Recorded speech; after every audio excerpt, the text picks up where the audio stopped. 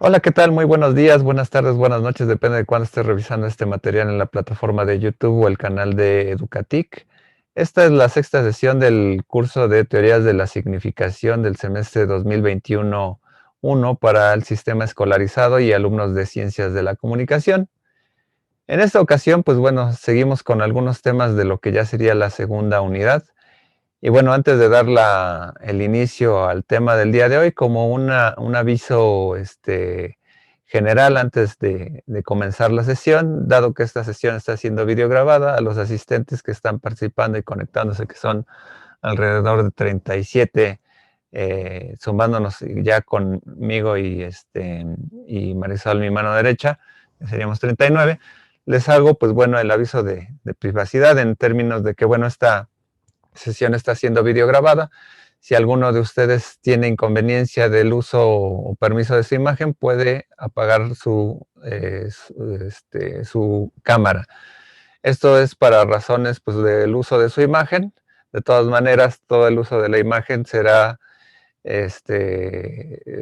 para el fines del repositorio del curso en general, para todos aquellos que no se pueden conectar.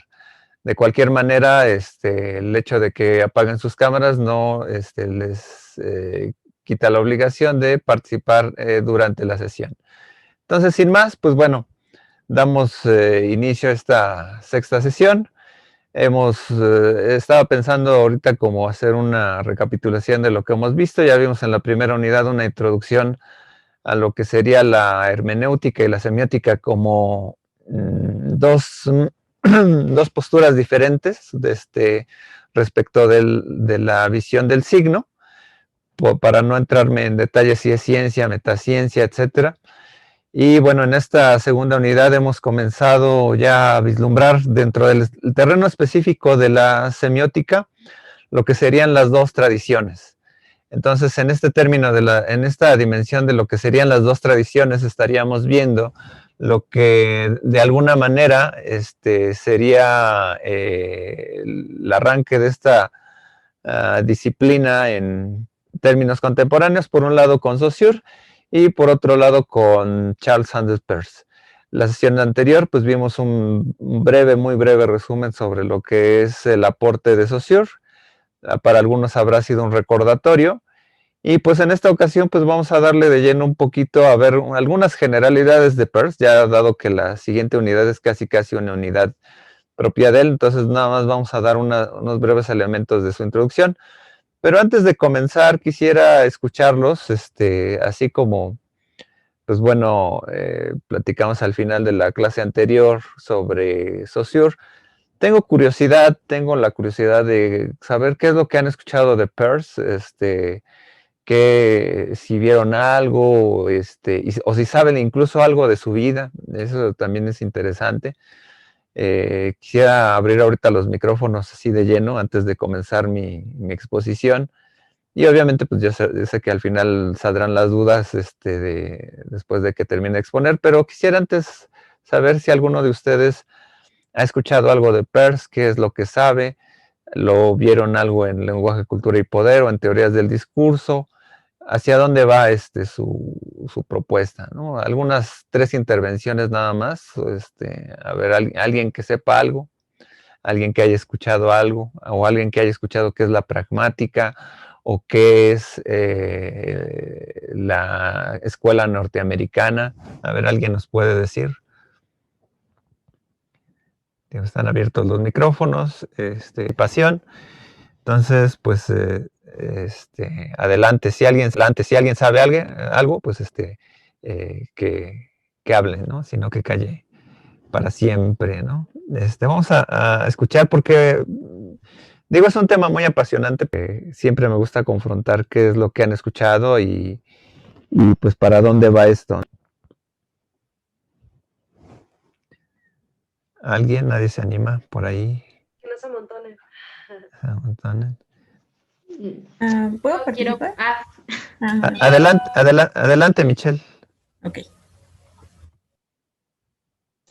Bueno, lo que yo aprendí en el semestre de Lenguaje, Cultura y Poder sobre Peirce es que él define el razonamiento como conocer algo que no sabemos a partir de lo que ya sabemos.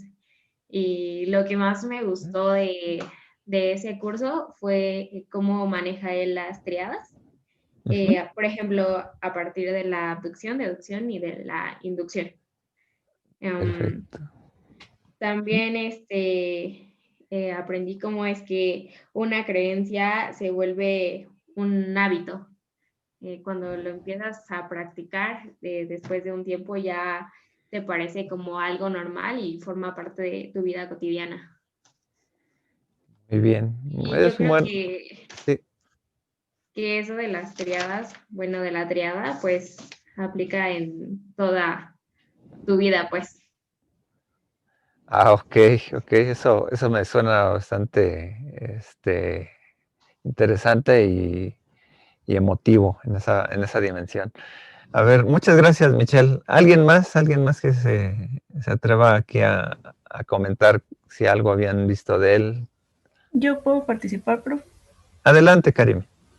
Bueno, yo no recuerdo como las palabras exactas, pero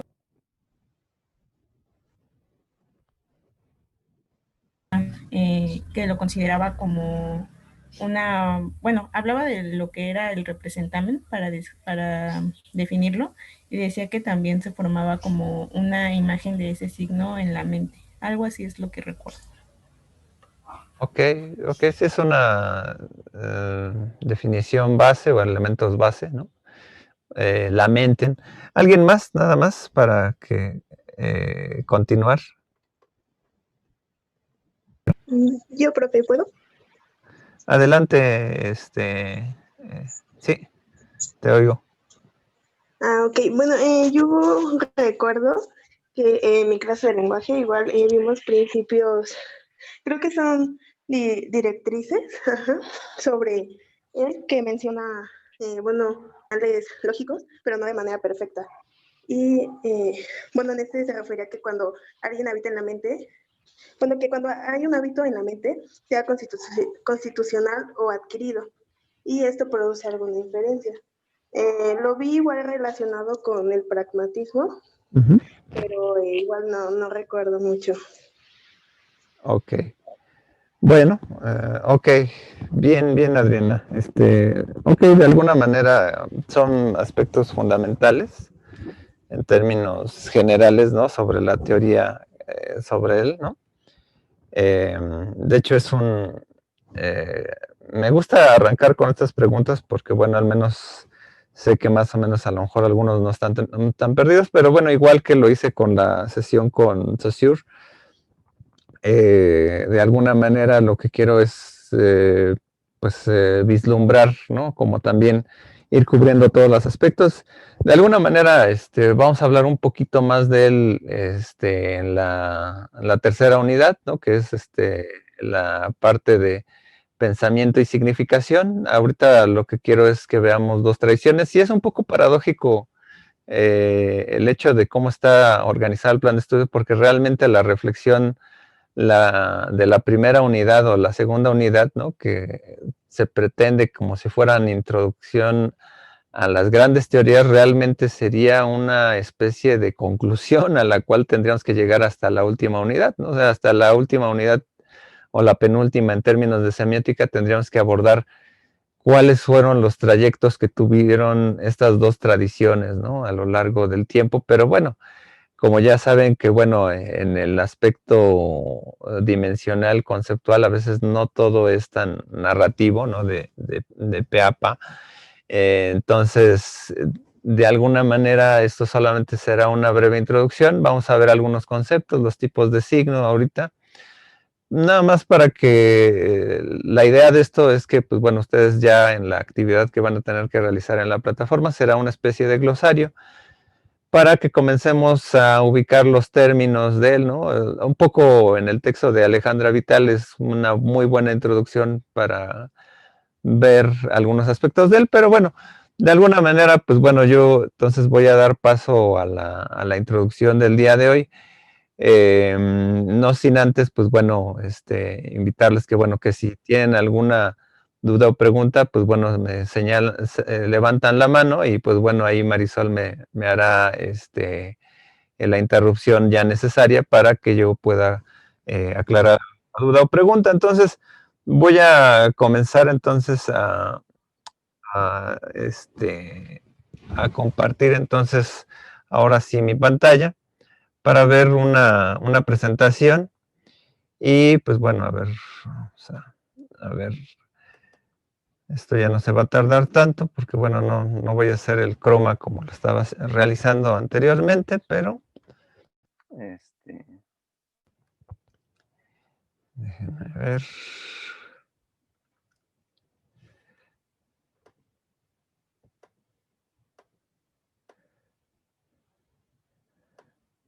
Vamos a...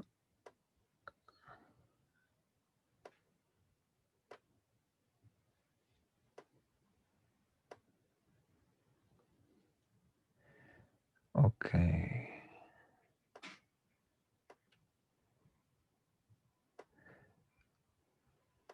Ok, bueno, pues vamos a ver un poco la semiótica de Peirce en función de lo que dice el texto de Alejandra Vital. De alguna manera esto va a ser como una introducción. Quizá antes de comenzar, pues bueno, pensar un poco en la vida de Charles Sanders Peirce es algo que raramente a veces nos ponemos a vislumbrar. Bueno, estos datos los tomo de un texto de Sara Barrena de la Universidad de Navarra. Y pues bueno, a lo mejor algo escucharon de él, pero pues hay que ver a Peirce como un científico, un filósofo, también estudió química, entonces ha sido uno de los personajes más relevantes en la historia del pensamiento norteamericano. Entonces, de alguna manera, él ha sido como fundador o padre de lo que se llama la escuela pragmatista. Sabes que, bueno, un científico, pues a veces está muy encaminado a la tarea de revisar lo que son las pruebas, ¿no? Los hechos, ¿no? Para buscar demostrar algo, ¿no? Entonces, en ese aspecto, Peirce es un científico. Su padre fue Benjamin Peirce, que era un matemático. Y pues bueno, hay una influencia en donde, pues bueno, él de alguna manera, bueno, él nació en Cambridge, en Massachusetts, pues bueno, estuvo cercano ahí a los grandes colegios. Y pues bueno, de alguna manera, hay como dato, pues bueno, tenía una personalidad muy particular, ¿no? Ahí algunos dicen que era como maníaco depresiva, etcétera. Digo, a veces luego ya saben que las grandes mentes siempre están con algún atavío. Y en este caso, pues bueno, también sufrió un poquito un problema de rechazo, ¿no? En una sociedad de siglo XIX, ¿no? Cuando él se divorció. Y pues bueno, después contrajo nupcias, y pues luego, pues obviamente a expensas de eso, pues de alguna manera pues visto por la sociedad norteamericana, ¿no? Él era católico anglicano, y pues bueno, de alguna manera todo esto se va a ir vislumbrando. De hecho, un texto que vamos a ver más adelante va a ser lo de un argumento olvidado acerca de Dios, y ahí vamos a ver lo que es la abducción con más detalle. Pero bueno, vamos a entrar de lleno. De hecho, aquí arranco con lo que sería una evidencia, ¿no? De su creencia, ¿no? Aquí realmente es una carta, ¿no? Que, digo, esta presentación la van a tener ahí en la plataforma, pero es una carta que le envía al reverendo ahí del lugar, ¿no? Entonces, pues, habla un poco de la comunión, pero muy de lleno dentro de una perspectiva filosófica racionalista, ¿no? Y pues bueno, realmente ahí habla como de una iluminación espiritual, pero una iluminación que a veces no sé si se acerca mucho a una teología muy parecida al panteísmo, ¿no? Pero sí encaminada un poco por la Trinidad, ¿no? De alguna manera esto va a estar vislumbrado, ¿no? En su obra, ¿no? En las triadas, que bueno, en realidad son griegas, ¿no? Pero realmente aquí en esta carta expresa su dimensión ahí como de iluminación espiritual y etcétera, y que pues había un tiempo en que había dejado de ir, etcétera. Supongo que también por el mismo problema, ¿no? De su divorcio, etcétera. Pero bueno, de alguna manera es importante este personaje en términos filosóficos, humanistas, ¿no? Entonces, bueno, aquí habla de que quiere ir a comulgar, etcétera, ¿no? Muy en el rito católico anglicano, también, bueno, sabemos que el catolicismo se divide en 3 grandes iglesias, ¿no? La ortodoxia, la romana y la anglicana, ¿no? Y pues bueno, de estos que de alguna manera estuvieron en Estados Unidos por la migración de Inglaterra.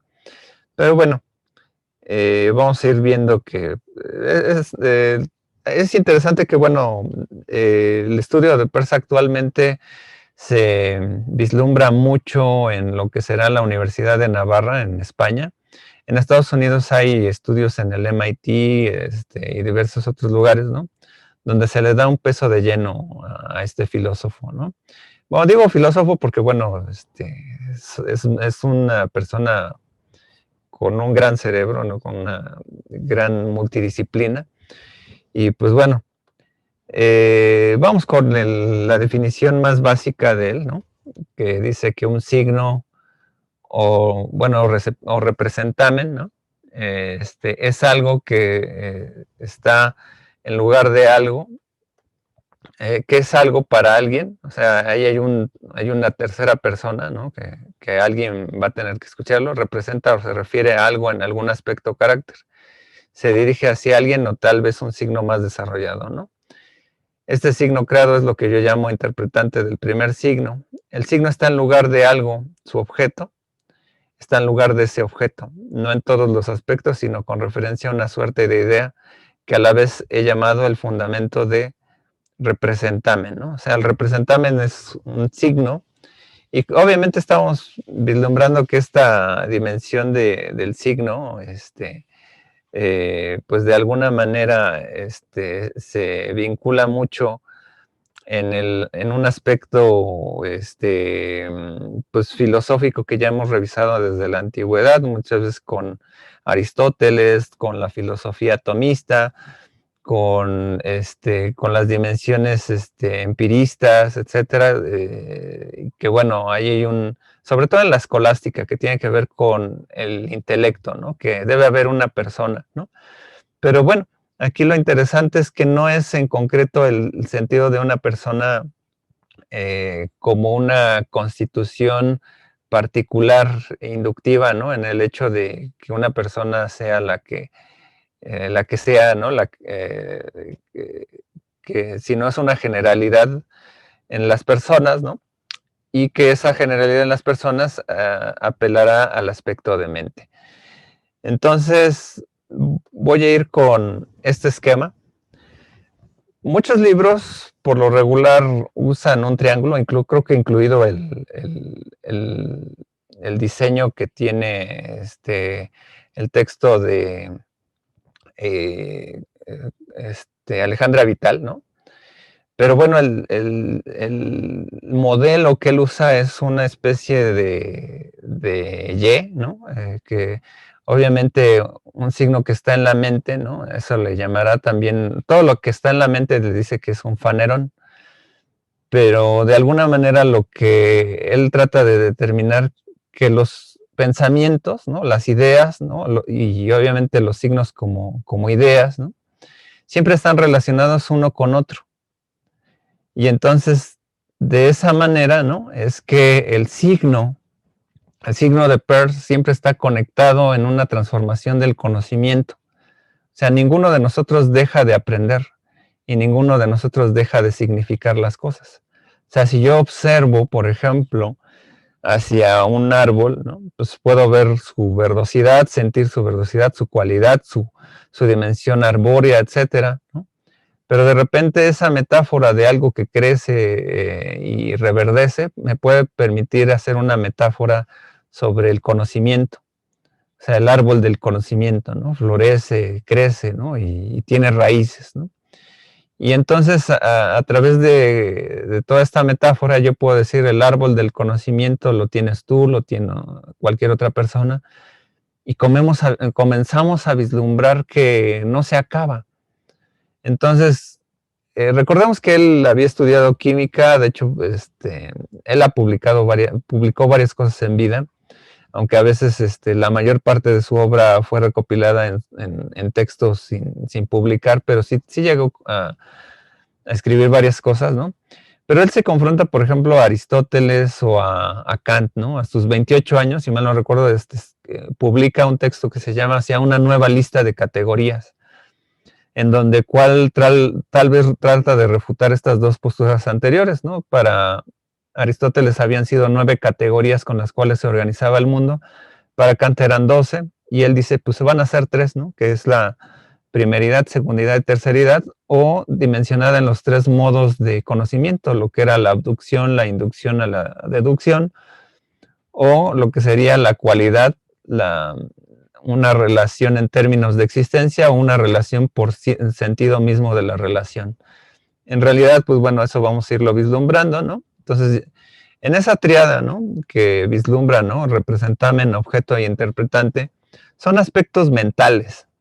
O sea, habíamos vislumbrado un poquito con Saussure que él se había pegado un poquito a la lingüística, ¿no? Pero en el camino, por ejemplo, aristotélico se bifurcan estos dos elementos, ¿no? Entre la parte de lo que sería la expresión escrita o hablada, ¿no? Y la otra parte que sería la dimensión lógica alrededor de lo que está en nuestro pensamiento, ¿no? En la visión de Peirce es un aspecto totalmente mentalista, porque no es un signo tal cual te lo puedes encontrar en las cosas que están materialmente, sino que a cualquier cosa que ves en el mundo, yo puedo decir el árbol, pero ese árbol entonces es un signo, ¿no? Pero entonces la categoría signo ya le estoy metiendo cualquier cosa que esté en el universo. O sea, cualquier cosa puede ser un signo y cualquier cosa puede ser en ese mismo un objeto y cualquier cosa puede ser interpretada. Entonces, esta dimensión triádica está enfocada precisamente en un aspecto mental. Por eso a veces nos va a costar mucho, mucho trabajo, porque no estamos muchas veces acostumbrados a reflexionar epistemológicamente sobre las cosas, en el cómo es que pensamos las cosas. Entonces, de alguna manera, aquí el modelo triádico gráfico, por eso esta animación la hice con programa de Blender y otro programa que se llama HitFilm, me costó bastante trabajo, son mis primeros pininos en Blender, pero si se dan cuenta, tiene un parecido muy similar a la química. De hecho, si veían en la secundaria, ¿no? Los enlaces covalentes, sabían que graficar depende de la valencia del elemento, se puede conectar unas con otras, ¿no? ¿Y qué es lo que pasa si usamos el triángulo? Si usamos el triángulo, es que es un modelo cerrado. En cambio, una Y como tal, o sea, se pueden unir varias cosas y se pueden desligar a varias cosas, ¿no?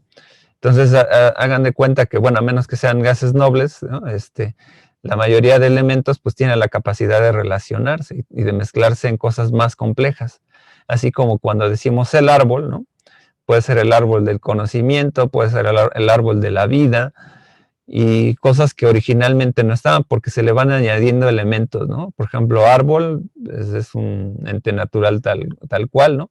Árbol vida, árbol conocimiento, árbol espiritual, ¿no? El árbol del sacrificio de Cristo, por ejemplo, ¿no? Como si fuera un árbol, ¿no? Haciendo alusión a que es la salvación de lo que antes era el árbol de la ciencia de la vida, del bien y del mal, ¿no? Por el cual cayó Adán y Eva, ¿no? Entonces hay una inversión, ¿no? Entonces este es el árbol de la vida, ¿no? El que está en un madero, ¿no? Y está plantado, ¿no? y entonces, y el que comulgue de ese árbol, pues bueno, tendrá vida eterna, ¿no? Entonces, ya como se dan dando cuenta, ¿no? Un signo tan elemental del árbol nos puede servir para muchas metáforas, ¿no? Entonces, de alguna manera, ¿no? Este sentido, ¿no? De la Y es muy, muy importante porque, bueno, Peirce pues le gustaba la química, entonces pues decía que todo lo que estaba en la mente, ¿no? Es un fanerón. Entonces se va componiendo, se va dando como compuestos. Y realmente lo que pasa aquí es que cuando encontramos un compuesto, o incluso, bueno, un compuesto, ¿no? Químico, por métodos electrónicos, ¿no? Electrofísicos, a veces podemos separarlos. Entonces, es interesante aquí, ¿no? Que de alguna manera lo que se está haciendo alusión es que estamos descomponiendo lo que tenemos en un significado en la mente, ¿no? Entonces, vamos a ver cuáles son los elementos con los que está compuesta esta dimensión. Entonces, pues bueno, aquí haciendo una dimensión aquí, en efecto, de cómo va a explotar este elemento del conocimiento, ¿no? Algo, ¿no? Que tiene una dimensión de representamiento está también vinculado de alguna manera con la gramática. El objeto está vinculado más con la lógica, con cómo pensamos esos objetos, ¿no? Con los cuales me permite significar algo, y el interpretante está muy vinculado con la retórica, ¿no? Entonces, el objeto de estudio de la semiótica en este caso es la semiosis, que es esta relación componencial, y el tema de la semiótica es el signo. Entonces, aquí también lo interesante es ir vislumbrando que el aspecto acá de lo que implica la semiótica es una dimensión cognitiva, y una dimensión cognitiva implica acción. Entonces, en esa parte, la significación con la acción está muy, muy conectado, ¿no?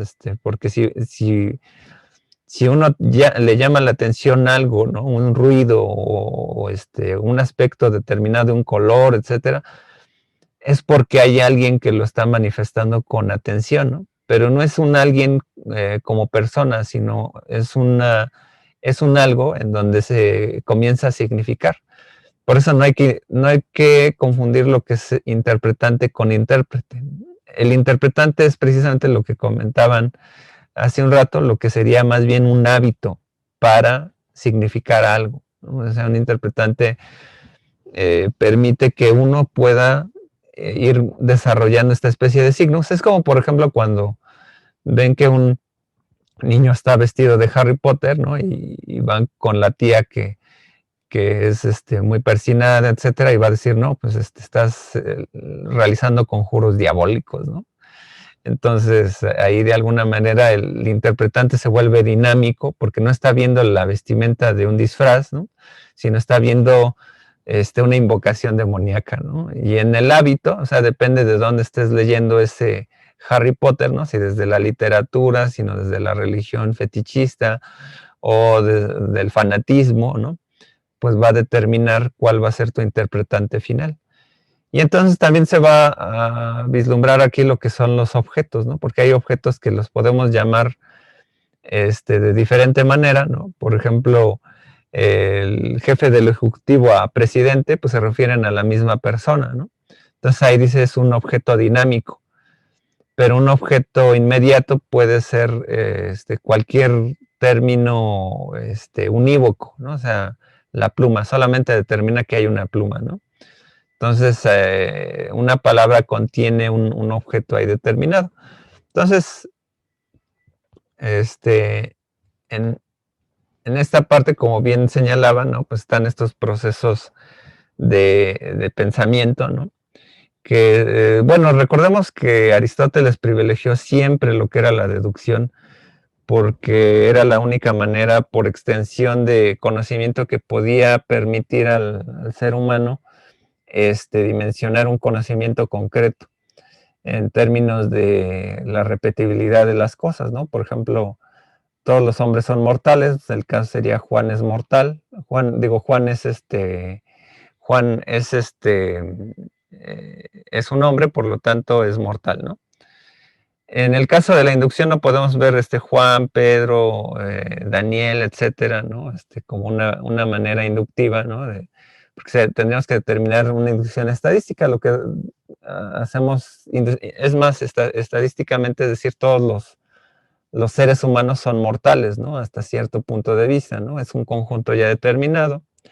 Pero, por ejemplo, en el caso, por ejemplo, de una abducción, ¿no? En esta dimensión ya me había adelantado, ¿no? Cuando dices, pues todos los hombres son mortales, dices, Juan es mortal, ¿no? Y ni siquiera has determinado el caso, ¿no? O sea, ni siquiera has visto los problemas en donde estás yéndote a la demostración. O sea, es generar una hipótesis, la abducción. Y la inducción y la deducción son de cómo de un texto te vas a la demostración de un problema determinado, ¿no? Entonces aquí, luego venía el texto lo de los porotos, ¿no? Los chícharos, etcétera, pero bueno, aquí me estoy adelantando en la abducción a generar hipótesis sin tener los datos fehacientes, ¿no?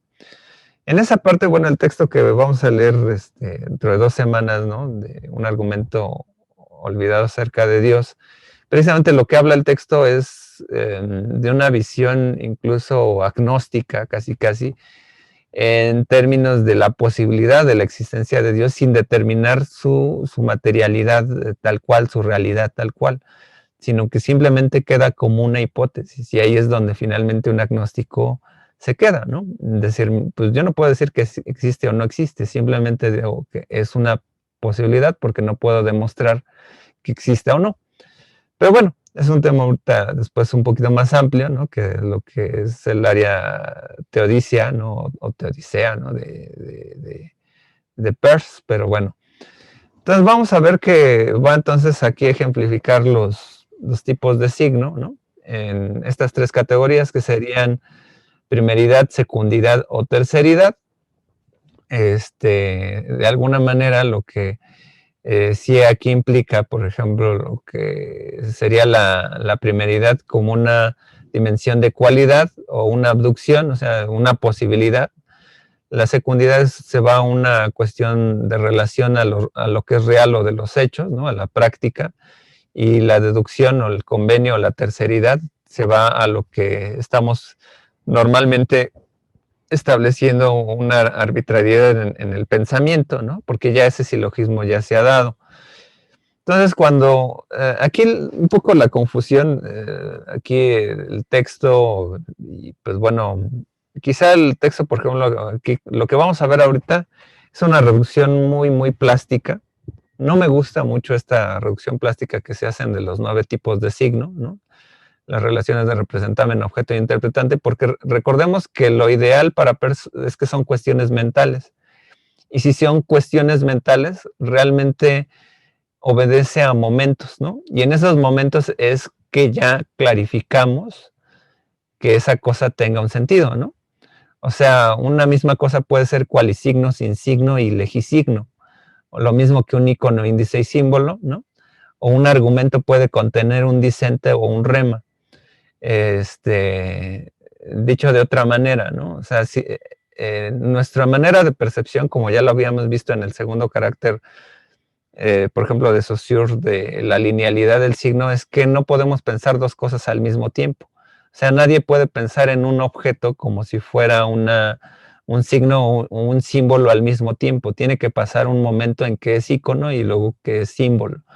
Ese es el gran problema. Entonces hay muchos profesores que se niegan e incluso como no saben leer a Peirce, pues lo desechan, ¿no? En ese término, ¿no? Y se van a veces con otro tipo de paradigmas, pero precisamente porque estamos hablando de tiempos y hay que ver que, bueno, no por nada a Peirce se le llamaba el Kant norteamericano, porque hacía una reflexión, pues no necesariamente trascendental, pero sí en una relación que está dimensionando la realidad que está accidentada, ¿no? Que está determinada, ¿no? En un punto así, ¿no?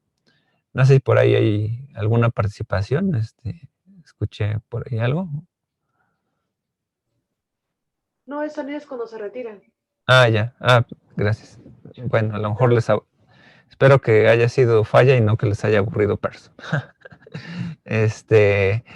Bueno, la cuestión aquí es que, bueno, estos 9 tipos de signos los vamos a ir viendo uno por uno, ¿no? Dice, un cualisigno es aquel representamen que se define por su cualidad. En términos de, no sé, por ejemplo, estás bebiendo un refresco, ¿no? Y al momento en que estás probándolo, hay una especie de saboridad, ¿no? Por así decirlo, de quality, ¿no? Del refresco, ¿no? Pues es dulce, es la dulzosidad del refresco, ¿no? Entonces ahí hay un momento determinado, ¿no? Que implica que la bebida tenga una cualidad, ¿no? Un sin signo ya sería una visión de acontecimiento, ¿no? Define al signo un representante formando una experiencia física, ¿no? Entonces hay una relación empírica con ese objeto, ¿no?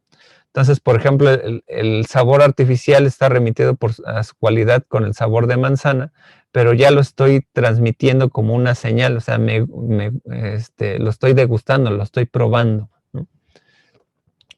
Y en legisigno, entonces yo ya doy por hecho, ¿no? Como una conclusión, ¿no? Que la bebida de manzana no es una manzana, ¿no? Sino que es un refresco de manzana y tiene una característica muy particular. No puedo decir es una manzana, pero sí puedo determinar que sí tiene ciertas características, ¿no? En otro sentido, como en ruido, por ejemplo, podría ser cuando un cualisigno, pues solamente escuchas el pitido, ¿no?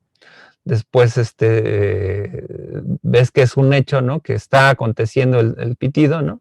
Y en un legicismo, el silbato de un árbitro es para iniciar o cerrar un partido de fútbol.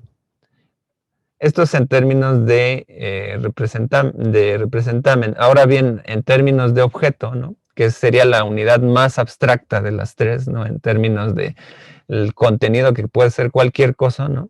Y aquí, bueno, las definiciones no me gustan mucho, pero es en término un poco entre lo que dice Vital o incluso a veces Humberto Eco, ¿no? Dice es aquel que guarda una relación denotativa o semejanza con su objeto representando, en tanto es una cualidad y primeridad del objeto.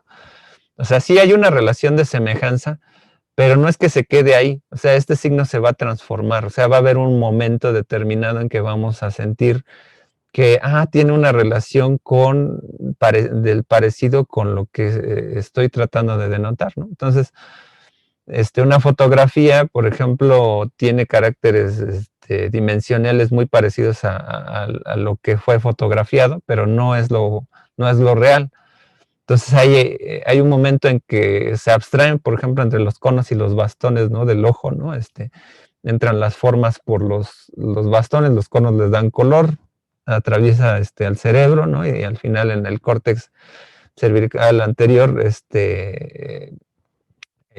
uno le da sentido a ese objeto, ¿no? Una música que escuchemos, ¿no? Que por ejemplo onomatopéyicamente, ¿no? Que pues por ejemplo una música que está haciendo émulos de un canto de pájaro, por ejemplo, un silbido, pues dice, no es el silbido real, ¿no? Es una cualidad ahí que es posible que yo la esté dimensionando, ¿no? En su dimensión existencial, pasamos a lo que sería el índice. Entonces, ¿qué es la remisión del objeto? Es una relación en términos de experiencia, muy más contextual, ¿no? O sea, por ejemplo, la misma fotografía yo puedo decir, ok, ahí hay condiciones de la fotografía en donde la luz fue emulsionada por el líquido de plata, ¿no? Y fue emulsionado en papel, etcétera, quedó fijado, ¿no? Entonces lo mismo pasa como con nuestros recuerdos, ¿no? Quedan fijados ahí en el instante en que lo estamos vislumbrando, ¿no? Obviamente, pues aquí vislumbran específicamente dimensiones, por ejemplo, los síntomas médicos, ¿no? Pero un síntoma médico también puede ser un cualisigno, un ícono para el paciente, ¿no? No para el otro. O sea, digamos que aquí la experiencia es como, por ejemplo, lo manifestamos en el momento, ¿no? Entonces, nada más que ese es el momento en que más bien se realza, ¿no? El síntoma médico como en su momento de, por ejemplo, de dolor, ¿no? Dice, me duele la panza, ¿no? Entonces ahí es una condición existencial, lo estás experimentando, ¿no? Hay una relación entre dolor y el problema que acontece con la enfermedad. Por ejemplo, en otro caso, ¿no? La música, ¿no? La estridencia del movimiento de la guitarra hace alusión al movimiento de las olas, ¿no? Por ejemplo, sientes la vibración, puedes sentir algo por el estilo, ¿no? Dices, pues, pero es indicial, ¿no? O sea, es muy inductivo. En el aspecto deductivo, el símbolo es otro tipo de signo. Es un signo que se da por una relación o convención. Y aquí, caray, pues eso es interesante porque lo que en algún momento, bueno, aquí, por ejemplo, Saussure dimensionaba, ¿no? Que no, yo no voy a hablar de símbolos, yo quiero hablar de signos, ¿no? Porque los símbolos son aquellos que pueden cambiar a lo largo del tiempo. Sí, a veces sí cambian los símbolos en términos del aspecto cuando lo dimensionamos en lo visual, pero no en la mente. En la mente cambian, pero se llegan a fijar en términos de un tiempo y espacio, lo que sería el eje de la diacronía y la sincronía en términos de una simultaneidad, en ese punto donde choca y es un momento determinado, donde determinamos que hay una convención. O sea, si tú pintabas una suástica, por ejemplo, en los años 40, ¿no? Pues obviamente tenía una repercusión nazi, ¿no? Antes, pues tenía una cosmovisión muy, muy amplia en términos de Oriente. Entonces, ahí es, por ejemplo, una palabra en sí misma es un símbolo, ¿no? Porque hay una convención que hay una dimensión significante, significado, ¿no? Convencional, arbitraria, ¿no? Pero en esta parte el símbolo, o sea, no es algo, sí se puede transformar porque todos los símbolos se transforman, ¿no? Entonces, ahí, por ejemplo, puede ser una bandera, ¿no? O sea, aunque la bandera a veces también puede ser una dimensión del legisigno, ¿no? Entonces, ahí hay dimensiones en que tienen un momento, ¿no? O sea, incluso podemos ir avanzando, ¿no? En representaciones en que tienen una correlación el cualisigno, el icono y también el rema, ¿no? Entonces, ahí es donde vamos a ver lo más complejo. Aquí es en nivel de objeto en términos de la mente, ¿no? De lo abstracto, lo conceptual, lo que está en la mente. Y ahora bien, cuando vamos a la parte del interpretante, la mejor forma de expresar al interpretante es a través de los silogismos. Un silogismo de alguna manera está contenido primero por términos, ¿no? Entonces un término puede ser verdadero o falso, ¿no? Por ejemplo, puede ser un número, un concepto, ¿no? O sea, dices, pues, la casa, ¿no? Puede ser verdadera o puede ser falsa, ¿no? Pero depende es algo que aún no está dimensionado en una complejidad, es una posibilidad, porque yo puedo escuchar la casa, ¿no? Pero no está dimensionada en un enunciado, entonces, pues depende qué sea, ¿no? Depende de dónde esté el argumento, yo puedo decir, pues puede pertenecer a un enunciado de falsedad o de verdad, ¿no? Porque no tengo todas las herramientas. Digamos que así es como más o menos explica el icono y al cualisigno, ¿no? Que son posibilidades. Nada más que en términos, por ejemplo, argumentativos, ¿no? Pues es aquí donde se va a dar lo que es la posibilidad. En términos de lo que sigue, en términos de la inducción, un discente, ¿no? Ya es una enunciación como una especie de oración, un enunciado, ¿no? Es decir, por ejemplo, la casa es verde, ¿no?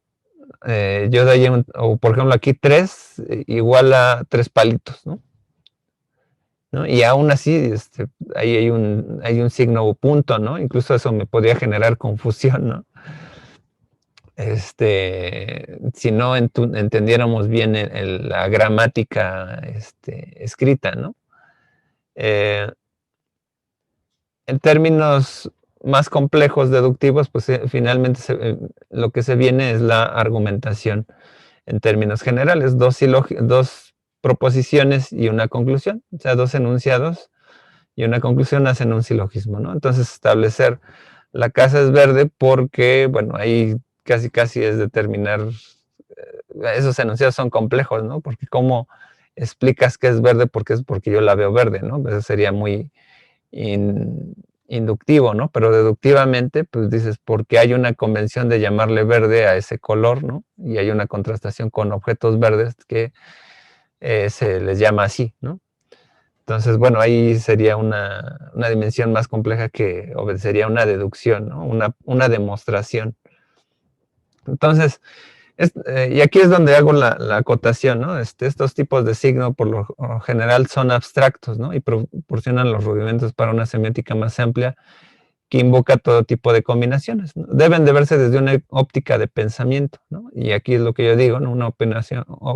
Una opinión personal desde una interpretación pragmática kantiana es que se vean no como cosas, sino como momentos, o sea, como tiempos en la adquisición del conocimiento, para no compararlos entre sí como si fueran un discurso, ¿no? Un error muy recurrente, por ejemplo, de la lectura de Umberto Eco para entender a Peirce. O sea, realmente aquí es sumarle el factor de tiempo. O sea, si tú comparas dos elementos que pueden generar confusión, no, bueno, es que una fotografía del Che Guevara puede ser símbolo y con al mismo tiempo, sí, pero hay un momento en que cuando tú lo abstraes puede ser icónico o puede ser indicial, ¿no?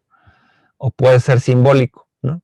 Pero son tiempos diferentes. O sea, por la linealidad del discurso, habría que determinar que hay una condición para cada momento, ¿no?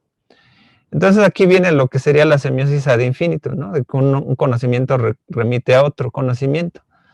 El objeto del signo es también un signo en tanto pensado en semiosis anterior, o sea, viene de otro proceso, o sea, es como desde la psicología piagetana, determinar, bueno, es que desde dónde nace tu aprendizaje, ¿no? Hay gente que organiza objetos por el material, por el color, por el tamaño, etcétera, pero es un proceso muy concatenado entre varios procesos de lenguaje y pensamiento, ¿no?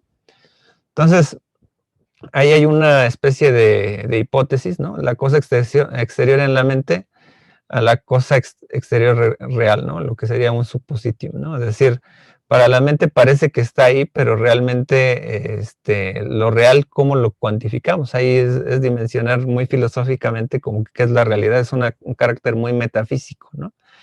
Y lo siguiente sería una reflexión faneroscópica y de semiosis, ¿no? Déjame ver si...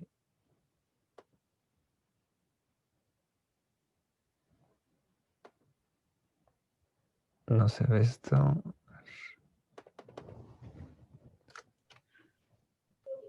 Chicos, una duda. ¿Hasta aquí tienen ustedes preguntas, comentarios?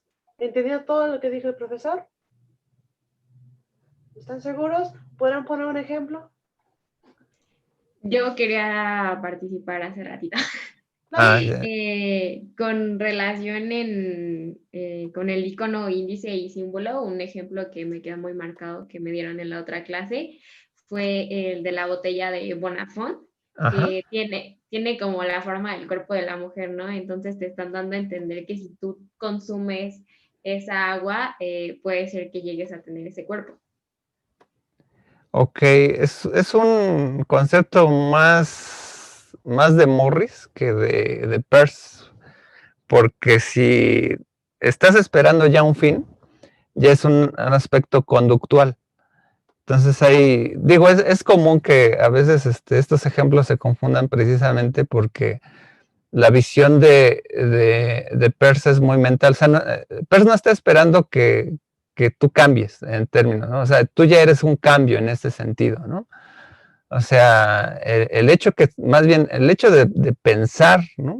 En el hecho de que bajes de peso, etcétera, ya sería más bien la relación de un hábito, ¿no? Porque hay gente que, pues bueno, por más que tome el agua, pues no va a bajar de peso porque sigue comiendo otras cosas, ¿no? Pero sí en el aspecto pensado, ¿no? Cuando dices es una posibilidad de esta determinación. O sea, hay un pensamiento, lo importante de ese ejemplo es ver que está remitido a otro. Dices, agua con figura esbelta. Quizá ahí es lo que sí digo, está por válido, ¿no? Pero quizá yo, si lo veo desde la parte de Morris, sí es como funciona más la publicidad, ¿no? Es decir, bueno, pues yo te anuncio agua Bonafont y tú estás esperando a dimensionar este cuerpo en ti, ¿no? Entonces ahí yo estoy remitiendo a la conducta, no a tu pensamiento, a tu hábito, ¿no? Va a ser una línea muy liminal entre Peirce y Morris, nada más que La dimensión de Peirce es más filosófica, metafísica, y la dimensión de Morris es más conductual. Es un buen ejemplo, pero yo lo vería más aplicado a la dimensión de Charles Morris, a la visión de conducta, ¿no? Pero sirve mucho para ir clarificando esto. Muchas gracias. Por ahí levantaron por ahí la mano también.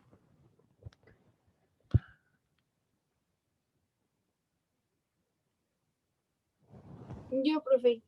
A ver, adelante, Angélica. Lo que pasa es que, a ver, yo quiero que me quede claro un poquito esto, en donde dijo que todo aquello que está en la mente se puede como descomponer en sus elementos. Ajá, Se está sí. compuesto por sus elementos. Bueno, separarlos, ¿no? Ajá. Y entonces dio el ejemplo del árbol. Ajá. Que, o sea, a eso se refiere con que, por ejemplo, yo puedo ver un árbol y usted puede ver el mismo árbol. Y el descomponer en sus elementos sería el qué significa para mí, cómo lo significo yo, y el cómo lo significa usted, o es de otra forma. A manera personal, sí, aunque una cosa es como ya la parte psicológica personal, sería una descomposición ahí inductiva, ¿no? Totalmente personal. Pero de alguna manera eso tiene que ver mucho con la filosofía metafísica, porque a veces de los conceptos personales, ¿no? Tratas de identificar lo que puede ser de eso universal, ¿no? Digo, habrán autores muy específicos como Husserl, donde dicen, eso es una subjetivización trascendental, en donde tú tratas de quitarle de ese objeto que ves tus creencias, y dices, ese objeto para todos a lo mejor puede ser entendible, pero lo que se ha encargado, por ejemplo, en la metafísica es simplemente el hecho de deconstruir. O sea, una respuesta rápida te diría, pues sí, en cómo yo lo entiendo y cómo lo entiendes tú, sería verificar cómo funciona el interpretante para cada uno de nosotros. O sea, yo lo puedo interpretar, ¿no? Mira, es un árbol budista, etcétera, ¿no? Es muy filosófico, ¿no? Hay gente que sí, hay que abrazar al árbol, ¿no? Otros dirán, bueno, mira, es un árbol, tiene hojas alveoladas, tiene savia, tiene sus conductos, etcétera. Un carpintero dice, qué buen árbol para hacer una madera, ¿no? Entonces, en esa parte es que descomponemos, ¿sí? Cada uno de nosotros, pero al final, la suma de todos esos significados son las posibilidades de relación. O sea, todos podemos pensarlos. En algún momento, pues por alguna situación, tú puedes a lo mejor sentirte triste y decir, me voy a la sombra de un árbol porque me siento bien, ¿no? De hecho, a veces los psicólogos recomiendan precisamente eso, ¿no? Algunos terapeutas, ¿no? Siéntate al lado de un árbol y siente su energía natural, ¿no? Aléjate de los instrumentos que emiten radiación, etcétera, ¿no? Para sentir más la naturaleza, ¿no? Entonces, hay gente que lo verá así, pero pues bueno, eso depende un poco en un aspecto que el interpretante sería, ¿no? Eso sería más para Kant, lo que sería la cosmovisión de entender el árbol, ¿no? El fanerón finalmente es parecido en su separación precisamente a un compuesto químico. O sea, entonces lo separamos, ¿no?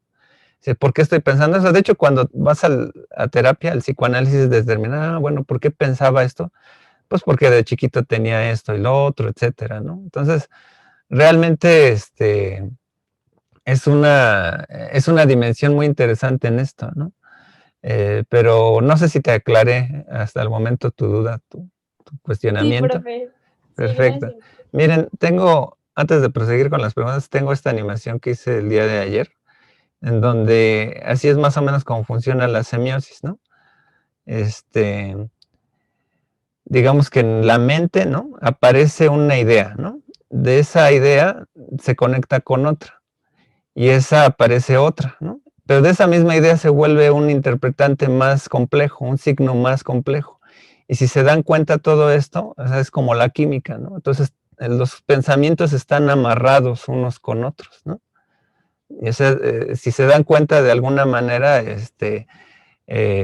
nuestras ideas, es como cuando te estás bañando, ¿no? Y estás argumentando a conversaciones que ya pasaron. y dices, es que yo hubiera dicho esto, y hubiera dicho esto, y te preparas cuando viene una conversación a lo mejor igual de inteligente o menos inteligente, dices, ya, ahora ya sé qué contestar, ¿no? Incluso dices, estoy ganando argumentos que nunca gané en mi vida cuando estoy bañando, pensando en estas ideas que nunca tuve en su momento, ¿no? Porque no las había relacionado así. O es como cuando haces clic con un chiste, ¿no? Dices, pues tiene que ver con eso, ya lo entendí. O estás aprendiendo algo y entonces se conecta con algo, ¿no?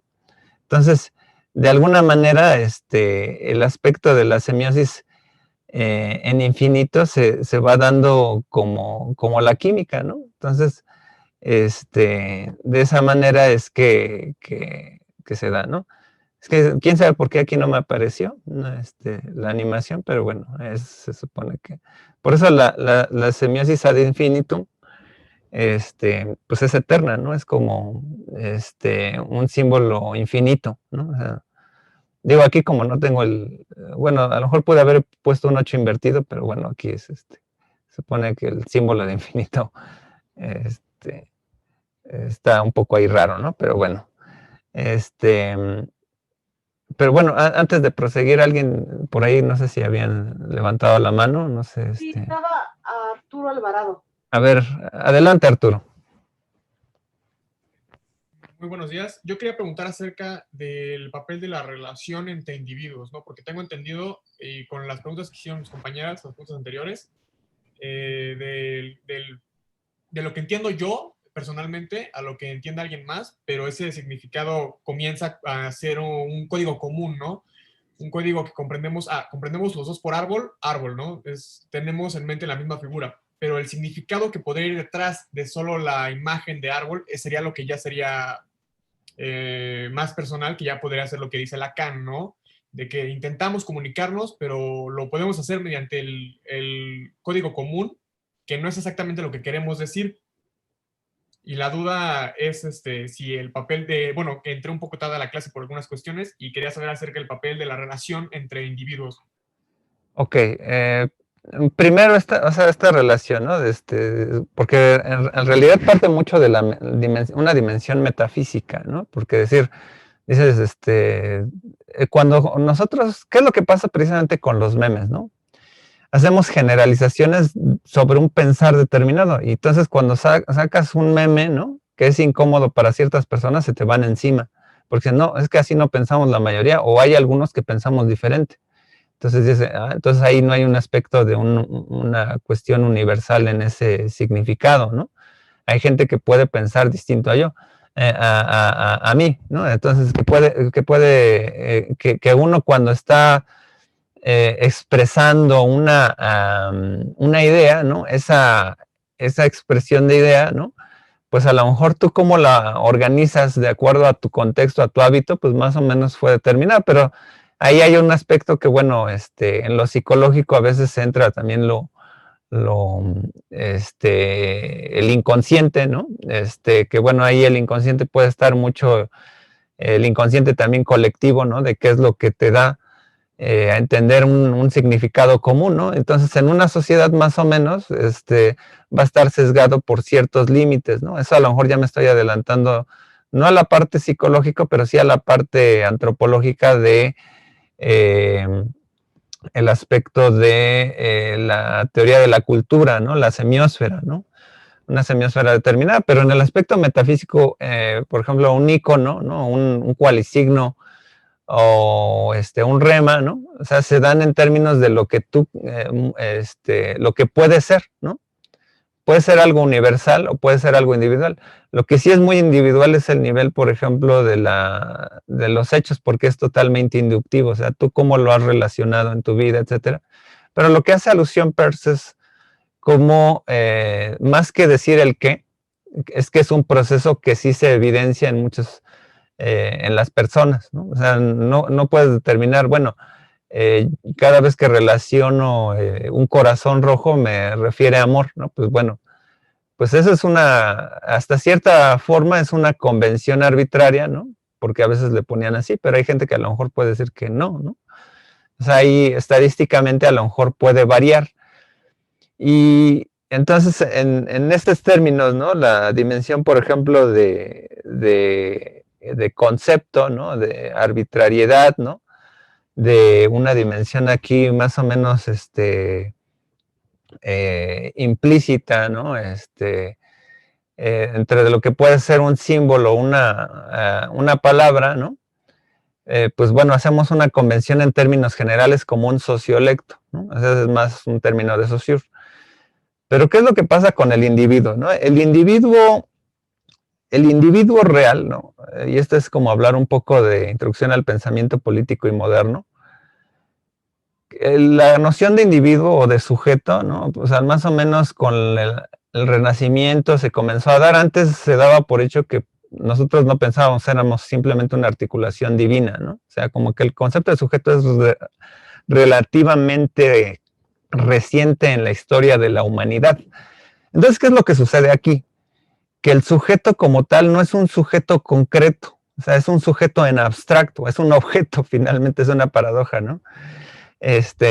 Aun cuando el sujeto emancipado de la modernidad trata de hacer el valor a los individuos, ¿no?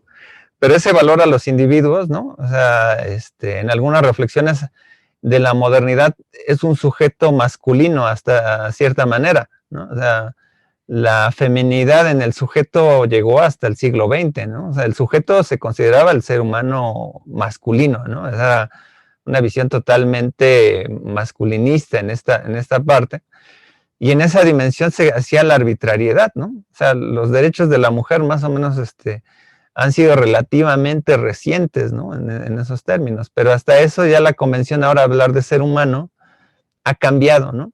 Pero ha sido producto de la interacción de los seres humanos en donde ahí sí viene aquí la práctica retórica, ¿no? Es la relación donde yo puedo decir el árbol, no sé, el árbol azul, ¿no? Pero dicen, pues árbol azul, pues a lo mejor se refiere a otra calidad de árbol, ¿no? Cuando yo lo socializo, entonces yo tengo entonces los signos y su uso, ¿no? O sea, el interpretante y su uso ahí viene, aquí es lo medular con el interpretante, ¿no? No el intérprete, sino en la mente, lo que se comulga unos con otros, ¿no? En el interpretante dinámico, ¿no? O sea, es lo que puede pensar cada uno inductivamente, ¿no? Pero el interpretante final, ¿no? Es lo que va a hacer concluir que si una viejita que es fanática de la religión dice que Harry Potter es demoníaco, ¿no? Y entra a una convención de potéricos, ¿no? Pues van a como que, sáquese vieja loca, ¿no? Porque dicen, pues ahí la convención es ver que es un elemento de fantasía, ¿no? Entonces ahí lo arbitrario sería decir, Harry Potter es un elemento de la literatura y permite imaginar, ¿no? En cambio, si vas a un terreno de fanáticos y te vistes como Harry Potter, pues te apedrean y queman tus libros, ¿no? Entonces ahí el individuo es un individuo colectivo, es en colectivo, ¿no? Y aquí es lo interesante de las paradojas de la modernidad, que el sujeto no es un sujeto concreto, sino que es un sujeto en abstracto. Es un abstracto del ideal casi prescriptivo de cómo es el sujeto, cómo pensamos, ¿no? Y ahí es donde viene una delgada línea entre la inducción y la abducción. Digo, entre las tres, entre la abducción y la inducción y la deducción. Porque si te vas precisamente de lo general a lo particular en la deducción, pues dices, ¿cómo es que se llegó a pensar que un humano, que todos los humanos son mortales?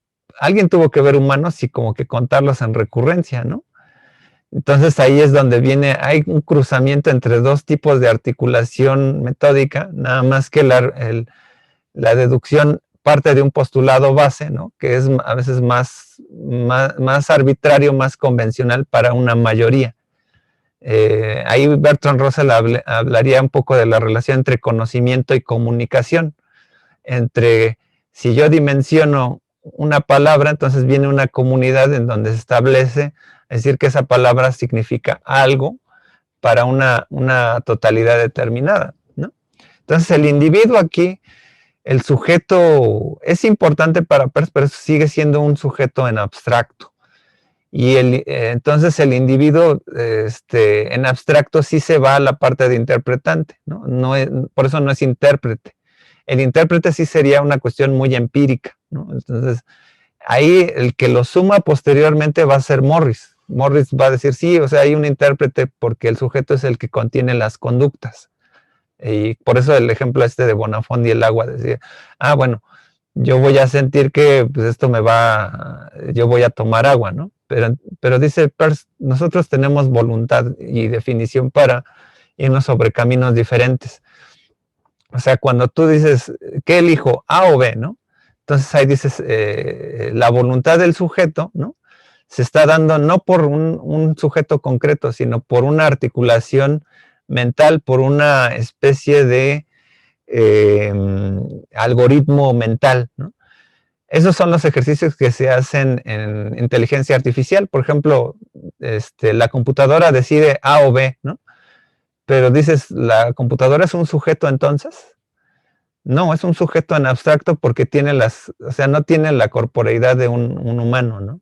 Sino, más o menos está operando bajo un algoritmo, donde su hábito para recuperar entre A o B, pues va a determinar que es A o B, ¿no? Pero nosotros lo hacemos así, es como un carácter evolutivo también, ¿no? Del ser humano. O sea, si te fijas tú en lo personal, pues dices, difícilmente vas a cambiar el mundo, pero si lo ves en colectivo, la superación social, ahí sí viene toda la transformación, ¿no? Que bueno, esto luego vamos a ver que la filosofía de Peirce, su grado más absurdo y más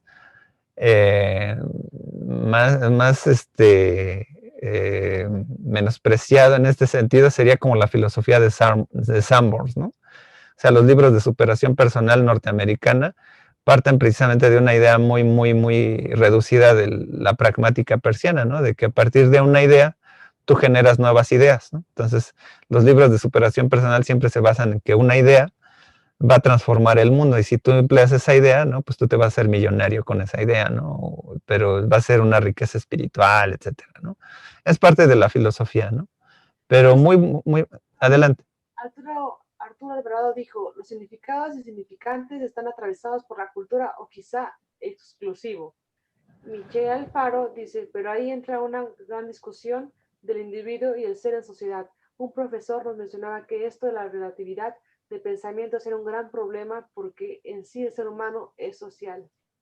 Y Arturo Alvarado responde, se permite ser en la individualidad por medio de la vida social. Ok, pues por ejemplo, digo, si operamos, bueno, es que es una buena discusión epistemológica incluso, ¿no? Dime qué tipo de problema tienes y te diré qué postura epistemológica vamos a determinar. O sea, puedo decir que todos tienen razón desde un punto de vista. O sea, si yo lo veo desde del punto de vista social, pues no sé, estructural, ¿no? Pues dices, pues sí, es parte de la cultura. Si lo veo desde la función, desde el funcionalismo, va a ser, ok, pues va a ser por su rol más o menos especificado que tiene una funcionalidad el lenguaje, ¿no? Si lo veo desde el marxismo, va a decir, no, pues es que es un pensamiento ideológico de la superestructura, que hay ciertos significantes que se conecten con la mente, ¿no? En términos ideológicos, ¿no? Determinar que la idea de la pobreza, ¿no? O que se grabe en México, es que México siempre está en el cuarto mundo, ¿no? O en el tercer mundo, ¿no? Entonces, más o menos ahí las palabras, más o menos, son agentes de ideología, ¿no? Desde un punto de vista marxista. Entonces, agentes porque el término de agencia tiene que ver con el motor de cambio, con el sujeto ahí sí. O sea, entonces, o sea, converge mucho esta discusión precisamente porque el sujeto pues opera bajo, o sea, lo que se trata de buscar aquí en la semiótica es que existe una lógica superior, pero muchas veces hay lógicas particulares, ¿no? Que son las que abordamos en la sociedad, en la ciencia, etcétera, porque yo podría decir, pues el ser humano, esta dimensión entre lo cultural y lo natural, ¿no? Pues diría un antropólogo muy positivista, ¿no? Biológico, diría, ¿no? Pues a lo mejor estaba conectado con la inmanencia de su lenguaje el ser humano, ¿no? Y antes que a lo mejor ser social, diría, pues tiene elementos biológicos que le permiten tener interacción unos con otros, ¿no? Pero sí, de alguna manera, pues también lo abonan, ¿no? Entonces también los chimpancés son son seres sociales, ¿no? Entonces, bueno, ese concepto social lo vemos muchas veces a imagen y semejanza, ¿no? Cuando determinamos el lenguaje de otros animales, ¿no? Dices, bueno, otros animales tienen esa posibilidad de lenguaje, ¿no? Pero muy, muy, muy interesante esa discusión porque en el sentido de determinar el valor cultural, o sea, no solamente es el valor del significado concreto de la palabra, sino la connotación que tiene una palabra en sociedad, ¿no? O sea, hay palabras que incluso por lo políticamente incorrecto ya no se pueden mencionar, ¿no? Porque tienen una connotación totalmente misógina, por ejemplo, ¿no? Entonces, no habíamos hecho conciencia de esa parte ideológica y está bien que esa reformulación de conceptos a la larga abona una transformación social, ¿no? Muy bien. ¿Alguien más? Yo. Adelante. Retomando un poquito la idea que nos mencionaba Arturo de los significados y significantes están atravesados por la cultura, yo quería hablar acerca de la palabra concha, que por ejemplo significa diferente si tú la dices en Argentina, que es una grosería, o si la dices aquí en México, que incluso aquí en México también te puedes estar refiriendo a diferentes cosas, que podría ser como concha del pan o concha de mar, por ejemplo. Ajá. Claro, no, y además, pues sí, o sea, eso puede ser como aquí la palabra bizcocho, ¿no? O sea, puede ser una grosería en algunas zonas, ¿no? Y y sí, o sea, de alguna manera, esto implica mucho la dimensión nociológica, ideológica que tenemos, ¿no? Entre el conocimiento y nuestros valores, ¿no? Porque, bueno, hay gente que lo puede ser intencionado, pero pues bueno, o sea, pues es como la palabra coger, ¿no? Coger, pues es cojo un objeto, ¿no? Y pues bueno, en algunas otras dimensiones se toma en algún aspecto sexual, ¿no? Pero ahí precisamente son los términos que son en lógica los términos equívocos, ¿no? Y que a partir de lo analógico, a partir del enunciado y el cotexto, no el contexto, primero el cotexto, abonan precisamente un significado determinado. Ya después ahí va a haber la discusión precisamente de la hermenéutica. En la hermenéutica vamos a apelar que esa dimensión cultural no está en el objeto que estamos discutiendo en un discurso o mentalmente, sino que esa relación tiene que ver con lo pragmático, con su uso en contexto, ¿no?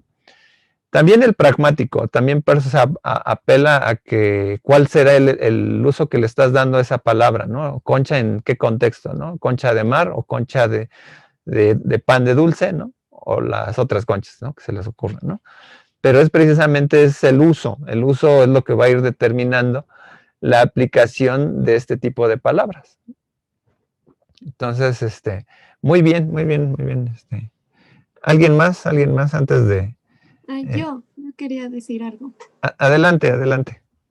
Pues ahorita que vimos como estos 9 conceptos, me acordé de mi clase de lenguaje, cultura y poder, cuando nos enseñaron recién lo de, bueno, diferenciar lo que era una señal, un signo o un símbolo. Y ahorita, pues con este esquema que nos enseñó de que se van como uniendo cada vez más como ideas, por decirse así, pues me quedó como un poco más claro pues todo esto de que como que la seña o el icono es como más sencillo que un índice, o sea, como que se van concretando cada vez más.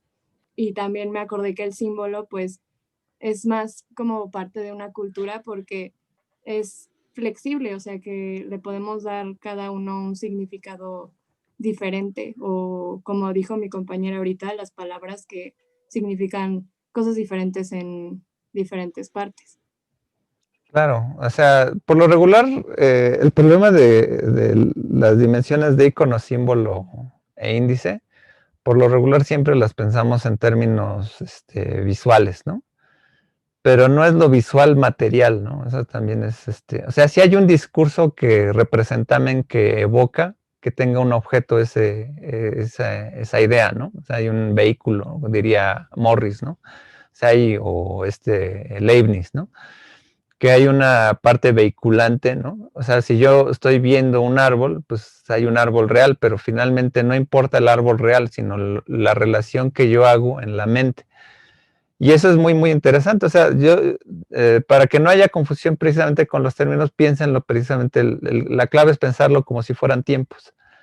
Porque ahí viene un poco cuando los trolean algunos otros profesores que desechan la teoría de Peirce, en decir, no, pues es que cómo pueden ser dos cosas al mismo tiempo. No, pues es que no pueden ser dos cosas porque no pensamos dos cosas al mismo tiempo.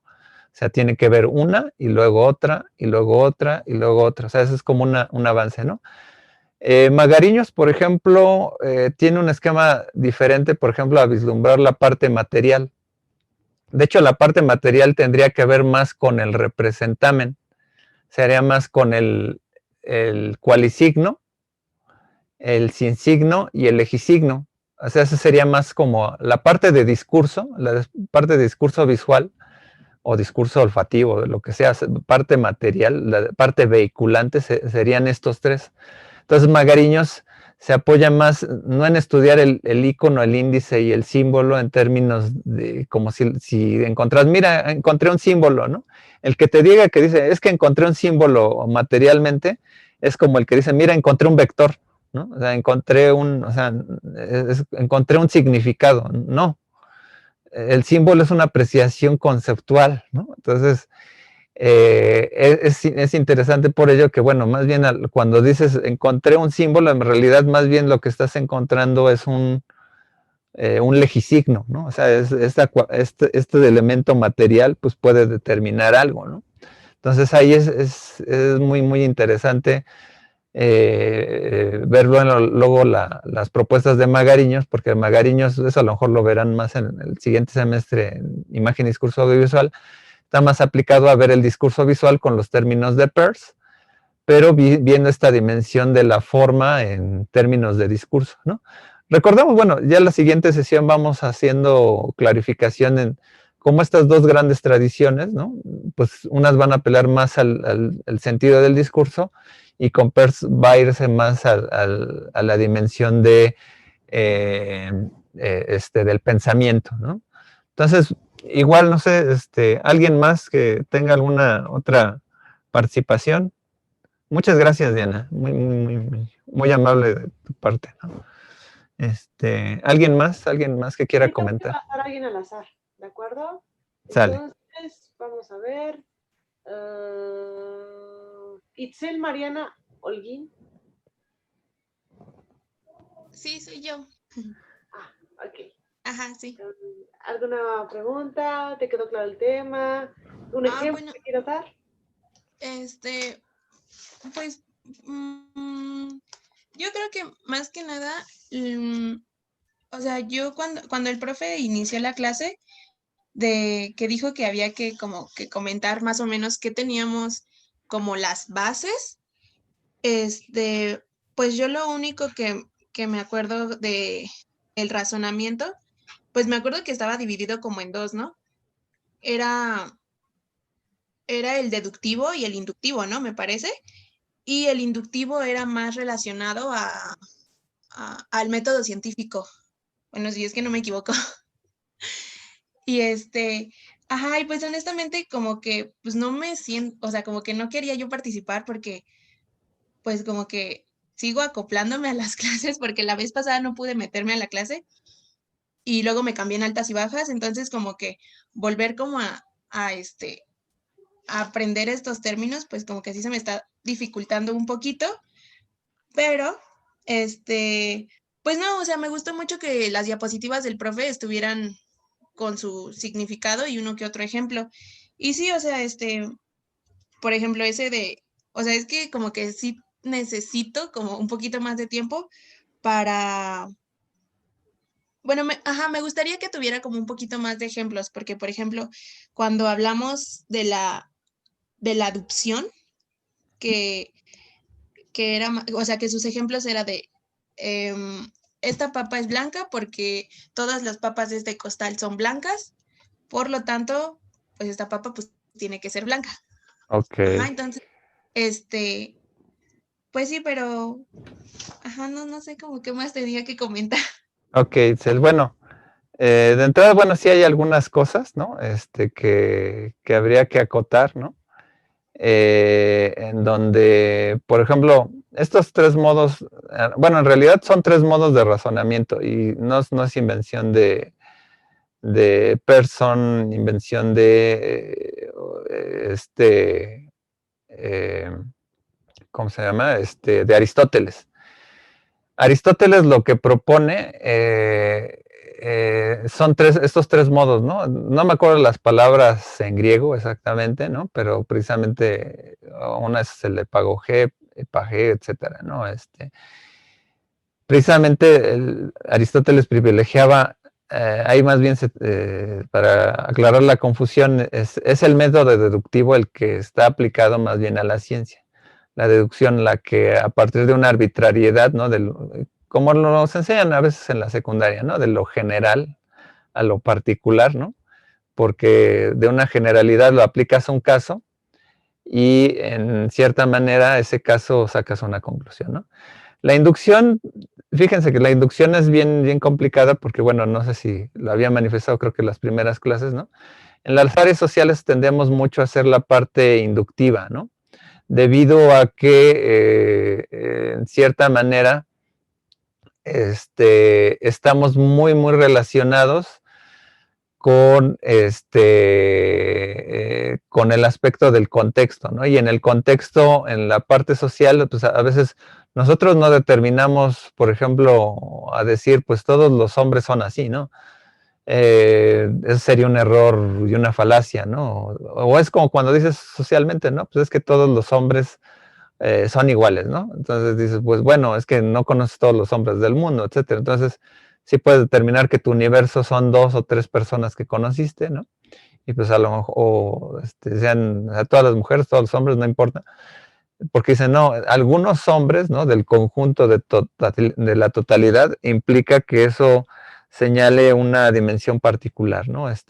Y ahí viene en la área social lo que se llama lo empírico analítico, ¿no?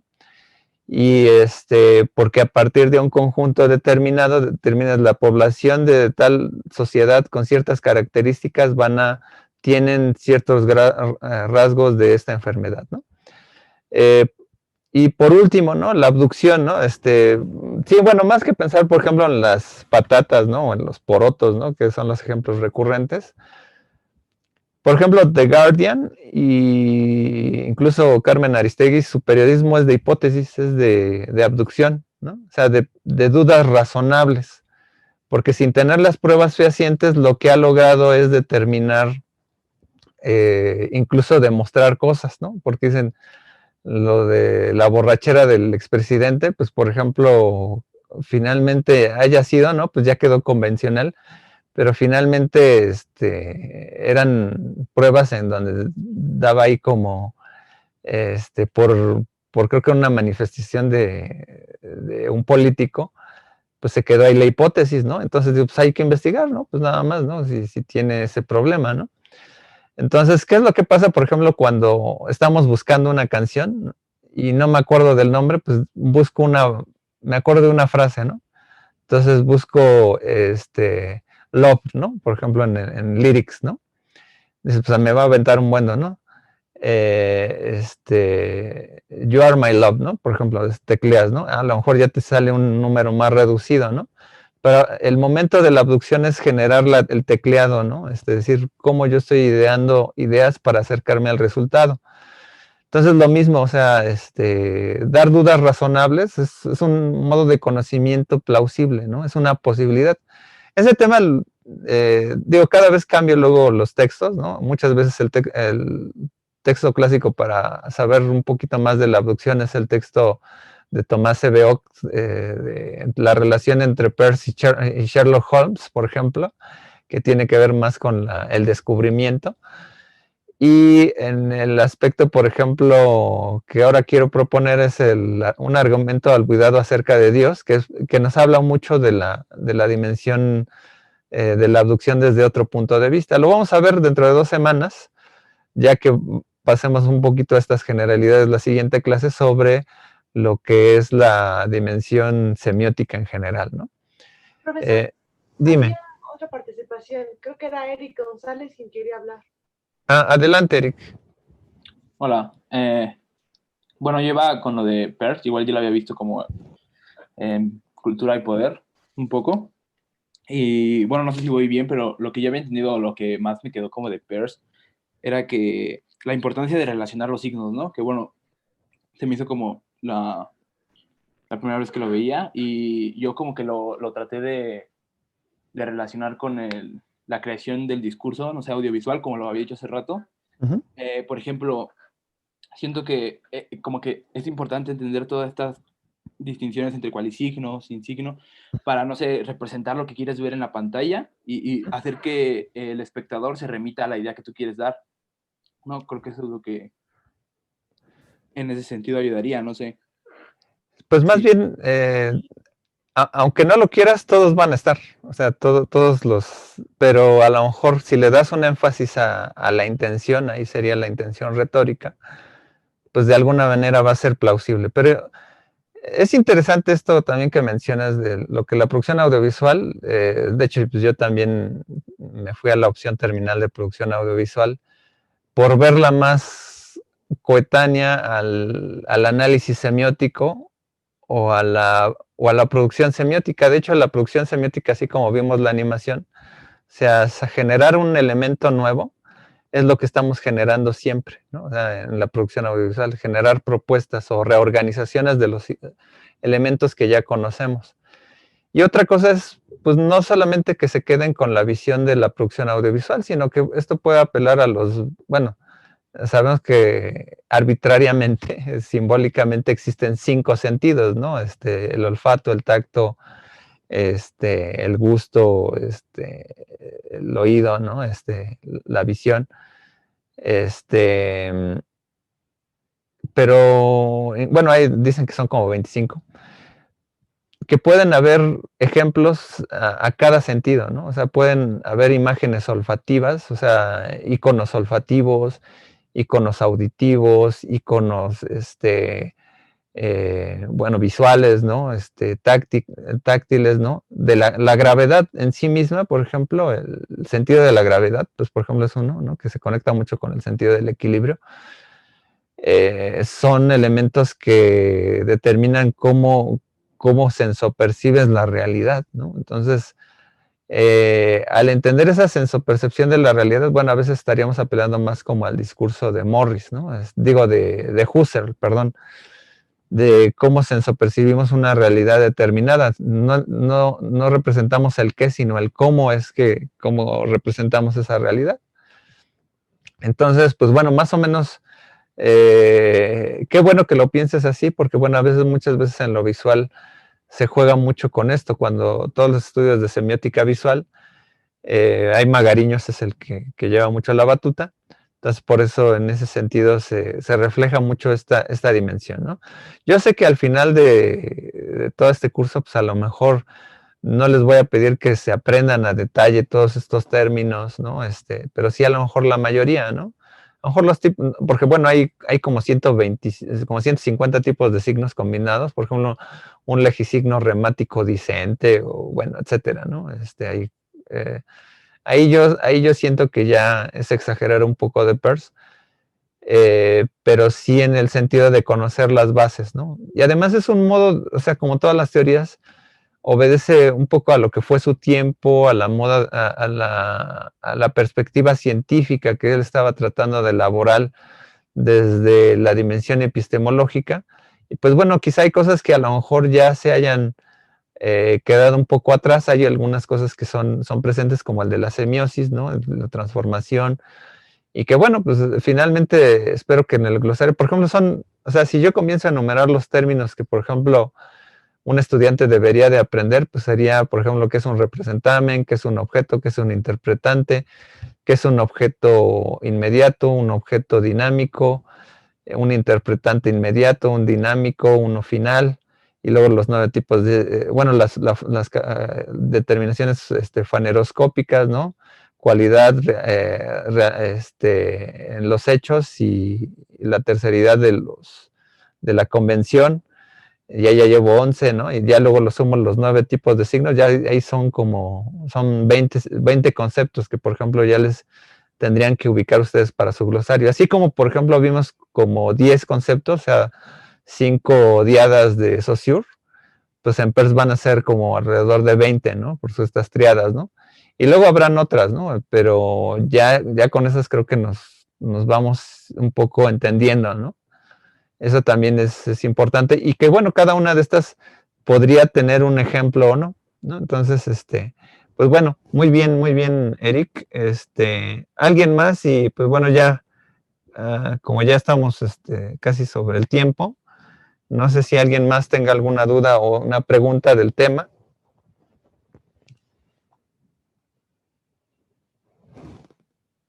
Callen ahora y hablen ahora o callen para siempre. Profe, yo tengo una duda. Adelante, Alan. Sobre semiosis ad infinitum. Y lo de un signo se relaciona con otro signo, la animación que nos presentó. ¿Es relacionado? ¿Eso sería como que Claro. lo de un conocimiento remite a otro? Sí, claro, o sea, eso está totalmente vinculado una con otra. Entonces, sí está, sí hay una dimensión en donde estamos totalmente relacionándolo con nuevas ideas, ¿no? Por ejemplo, su conocimiento actual, por ejemplo, no es el mismo que el de hace un año, ¿no? Entonces, de alguna manera esto va implicando una evolución, un cambio, una transformación en su vida, ¿no? Incluso cuando planteamos cómo eran las cosas antes de la pandemia y cómo son durante, etcétera, cambia nuestra moda de significar las cosas, ¿no? Por ejemplo, alguien que tosa en la calle, ¿no? Pues ahora es señal de, bueno, ahí a lo mejor en Morris diría, me voy a cuidar, ¿no?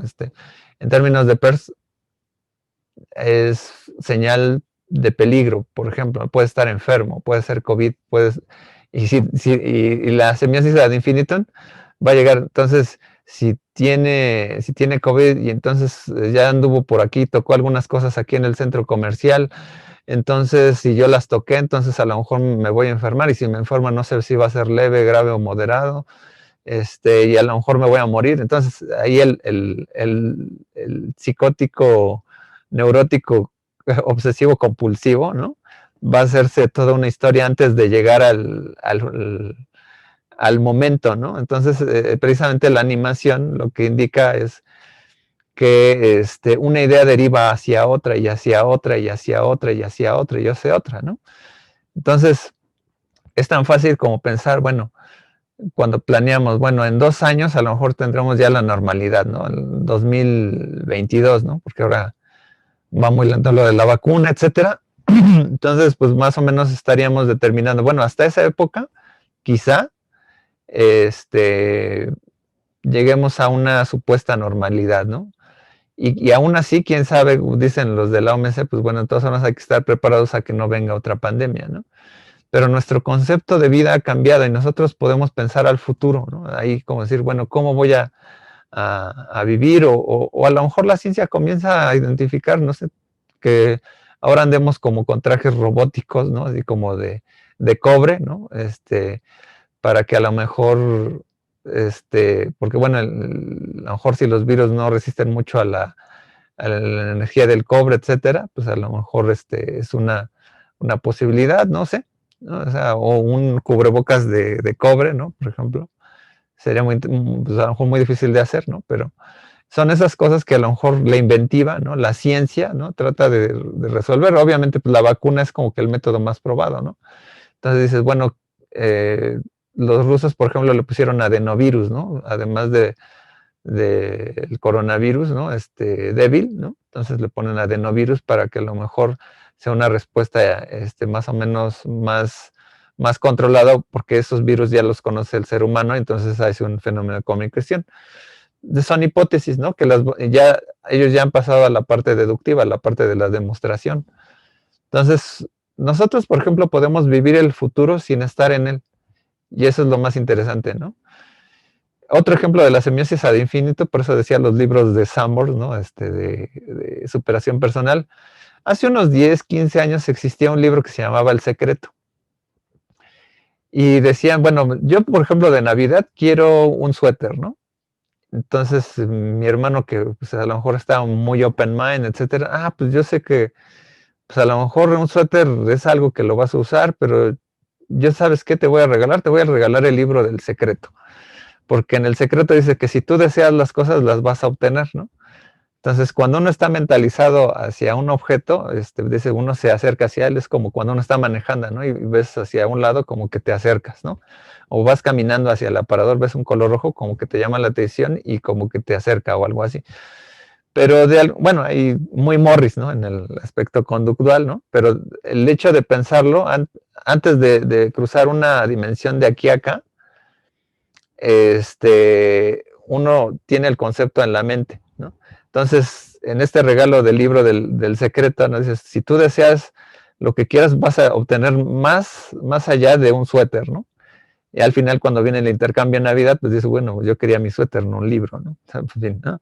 Pero eso más o menos es como venderte una idea, ¿no? Así como que, por eso la filosofía norteamericana está muy plagada de esta dimensión de la idea, una idea novedosa, ¿no? Entonces, en la semiosis ad infinitum es lo que promueve. Entonces, no por eso los difusores de la ciencia como Miku Karo, Neil deGrasse Tyson, Bill Nye o el fallecido Carl Sagan, pues han sido como en la boga, ¿no? Como los grandes pilares del pensamiento contemporáneo, o bueno, incluso hay ya en otros términos filosóficos, psicológicos, sociales, bueno, en Canadá está Jordan Peterson, ¿no? Que también se va un poquito por ahí, y confronta a veces la práctica marxista tipo Slavoj Zizek, ¿no? Más o menos, ¿no? Pero sí, o sea, la animación pues va en ese sentido, ¿no? Digo, espero que haya valido la pena el trabajo, porque sí, bueno, animar luego esas cositas luego es un poco complicado, pero bueno, muchas gracias, Alan. ¿Alguien más antes de cerrar?